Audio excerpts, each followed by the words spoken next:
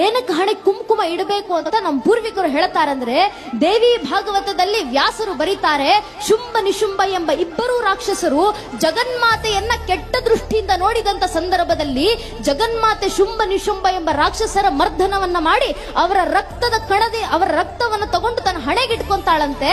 ಅದರ ಪ್ರತೀಕವಾಗಿ ಇವತ್ತಿಗೂ ನಮ್ಮ ಹೆಣ್ಣು ಮಕ್ಕಳು ಹಣೆ ಕುಂಕುಮ ಇಟ್ಕೊಂತಾರೆ. ಏನಕ್ಕೆ ಅಂದ್ರೆ ಎದುರಿಗೆ ಬರುವಂತ ಗಂಡಸಿಗೆ ಎಚ್ಚರಿಕೆಯನ್ನ ನೀಡ್ಲಿಕ್ಕೆ, ಒಂದು ನೀನು ನನ್ನ ಜಗನ್ಮಾತೆಯ ಸ್ಥಾನದಲ್ಲಿ ತಾಯಿ ಸ್ಥಾನದಲ್ಲಿಟ್ಟು ಗೌರವಿಸು. ಅಕಸ್ಮಾತ್ ಕೆಟ್ಟ ದೃಷ್ಟಿಯಿಂದ ನೋಡಿದ್ರೆ ಶುಂಭ ನಿಶುಂಭರ್ಗಾದಂತ ಪರಿಸ್ಥಿತಿಯೇ ನಿನಗೂ ಬರೋದು ಅಂತ ಎಚ್ಚರಿಕೆಯನ್ನು ನೀಡ್ಲಿಕ್ಕೆ ಕ್ಷತ್ರಿಯ ಪರಂಪರೆಯ ಪ್ರತೀಕವಾಗಿ ಹಣೆ ಕುಂಕುಮ ಇಡಬೇಕು ಅಂತ ನಮ್ಮ ಪೂರ್ವಿಕರು ನಮಗೆ ಹೇಳಿಕೊಟ್ಟಿದ್ರು. ಫ್ಯಾಷನ್ ನನ್ನ ಹೆಸರಿನಲ್ಲಿ, ಮಾಡರ್ನಿಸಂ ನನ್ನ ಹೆಸರಿನಲ್ಲಿ, ಸೋಕಾಲ್ಡ್ ಆಧುನಿಕತೆ ಅನ್ನೋ ಹೆಸರಿನಲ್ಲಿ ನಮ್ಮ ಸಂಸ್ಕೃತಿಯನ್ನು ಬಿಟ್ಟು ಹೋಗ್ತಾ ಇದ್ದಾರೆ ನಮ್ಮ ಯುವಕ ಯುವತಿಯರು ಅಂತ.